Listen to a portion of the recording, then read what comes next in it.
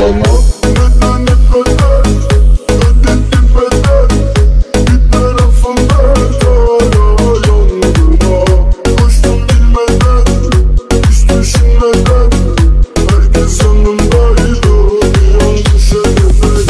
Denedim yeter, sonunu görmeden.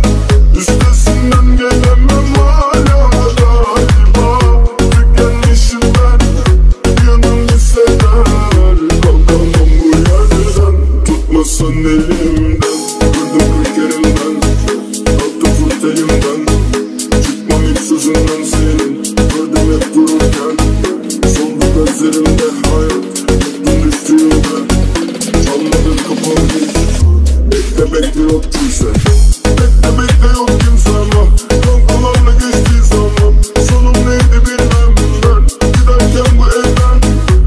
Bir yolum yok, bir yanım var. Umudum yok, daha değil gitme bana. Silinmez aklımdan, yazık etme bana.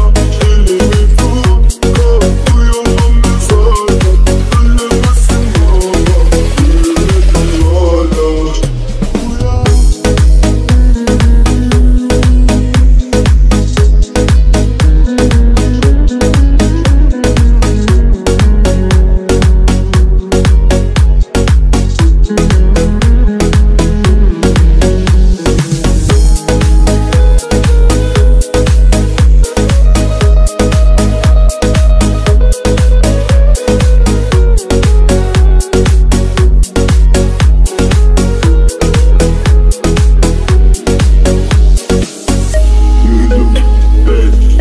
Yürüdüm, olmasın istemem hiçbir şey.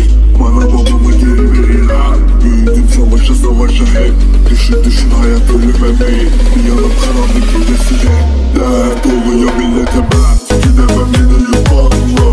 Kardeşim var bir havalı. Yukarı şehirde kanımı sok. Bugün de yanıyorsun sabah el. İçimde büyük bir yara bırak. Kimse anlamaz halimi baba. Gel kapımı çal, bir daha sarılacağım. Bana neden hep öder, ödedim bedel. Bir tarafımda hala yoluna. Koştum bilmeden, hiç düşünmeden. Herkes yanımdaydı, bir an düşememek.